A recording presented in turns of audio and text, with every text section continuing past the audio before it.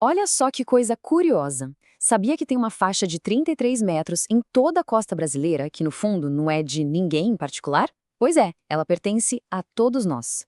Hoje, a gente vai desvendar os segredos do nosso patrimônio nacional. É como se fosse um mapa do tesouro, sabe? Um tesouro que é de mais de 200 milhões de brasileiros. Vamos lá.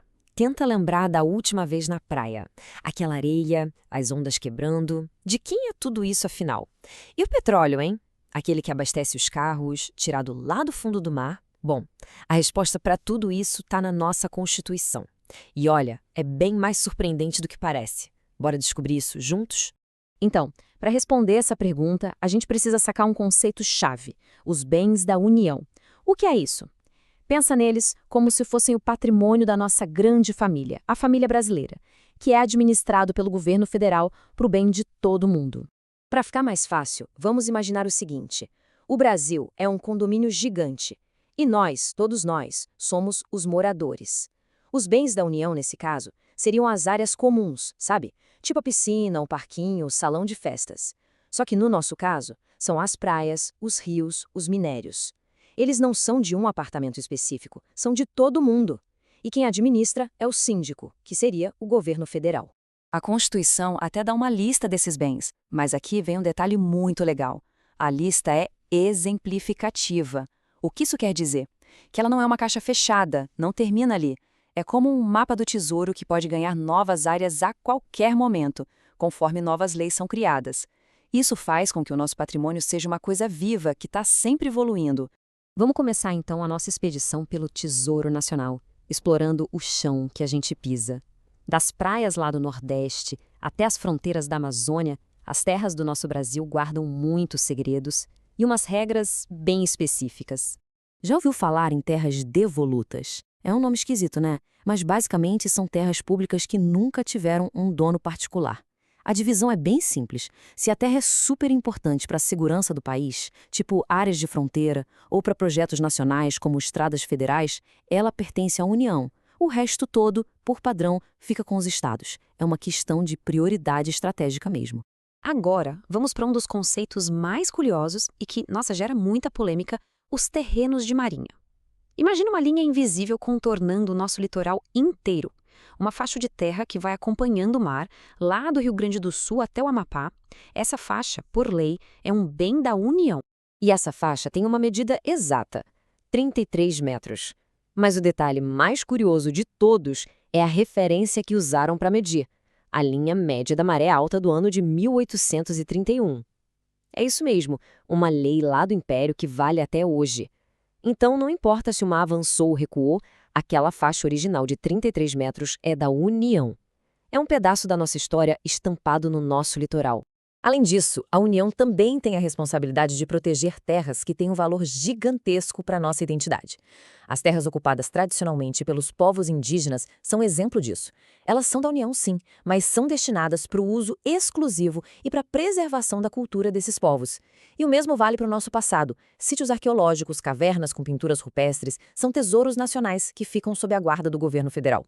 Ok, deixando a terra firme um pouquinho de lado, vamos mergulhar agora na imensidão azul do Brasil.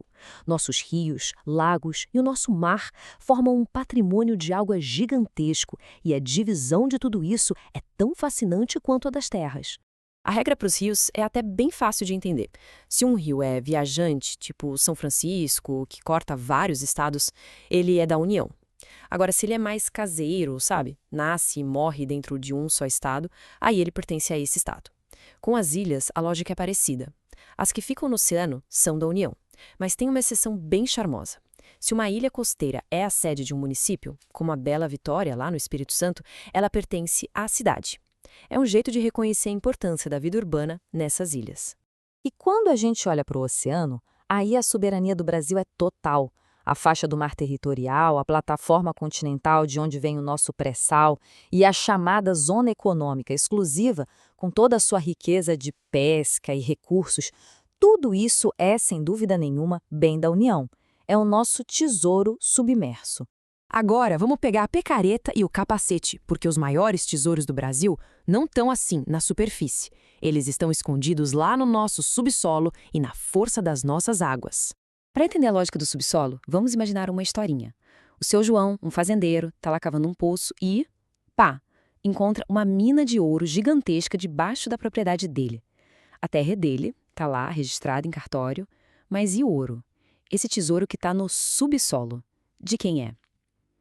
A resposta da nossa lei é surpreendente e separa as coisas de um jeito muito claro. E aqui está a mágica da lei. A superfície, a fazenda do Sr. João, continua sendo dele. Mas o recurso mineral, o ouro lá embaixo, pertence à União.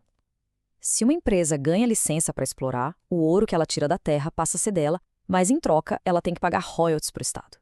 Isso prova que no Brasil, a propriedade do solo e do subsolo são coisas completamente diferentes. E essa lógica vale para outros tesouros. Pensa na energia que ilumina as nossas casas, a força da água que move as turbinas das hidrelétricas. O chamado potencial de energia hidráulica é sempre da União. E aqui tem um detalhe crucial. Mesmo que o rio corra dentro de um único estado, a capacidade de gerar energia a partir dele é um bem federal. O mesmo vale para o nosso patrimônio subterrâneo, como grutas e cavernas. Depois de ver tanta riqueza que pertence à União, surge uma pergunta bem natural. Tá, e o que pertence aos estados? Vamos dar uma olhada rápida nisso para a gente completar o quadro. Como a gente viu, a maior parte do filé mignon do novo patrimônio fica com a União, e isso por razões estratégicas. Então, o que sobra para os estados? Basicamente, os bens que têm um impacto mais local. São os rios que nascem e morrem no seu território, as terras públicas sem uma função federal específica e as ilhas de rios que não estão em áreas de fronteira. É uma divisão que tenta equilibrar os interesses nacionais com as necessidades locais. Certo, já entendemos o mapa do tesouro e como ele é dividido. Mas a pergunta que realmente importa é, no final das contas, por que essa organização toda é tão importante para a nossa vida e para o futuro do Brasil? Em primeiro lugar, soberania.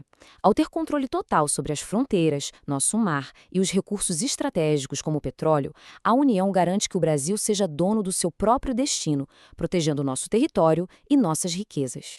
Em segundo lugar, desenvolvimento econômico e social. A exploração de todo esse patrimônio gera bilhões em royalties. Esse dinheiro, quando é bem aplicado, se transforma em escolas, hospitais e estradas, beneficiando diretamente a população dos municípios, dos estados e do país inteiro.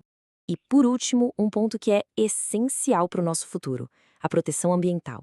Muitos desses bens da União, como a Amazônia, as terras indígenas e as grandes bacias de rios, são a espinha dorsal da nossa biodiversidade. Ter uma gestão federal centralizada é a nossa melhor ferramenta para garantir que esse legado seja preservado para as futuras gerações. Então, da próxima vez que alguém olhar para a imensidão do mar ou para a força de uma cachoeira, é bom lembrar: isso é nosso, é parte de uma riqueza que pertence a todos nós. E isso deixa a gente com uma reflexão. Conhecer o nosso patrimônio é o primeiro passo. O segundo, e mais importante, é cobrar para que ele seja usado com sabedoria. Afinal, o tesouro é de todos nós. Espero que esta jornada pelo patrimônio brasileiro tenha sido reveladora. Conhecer o que é nosso é o primeiro passo para valorizar e proteger. Então, vamos continuar explorando, questionando e participando. O Brasil agradece.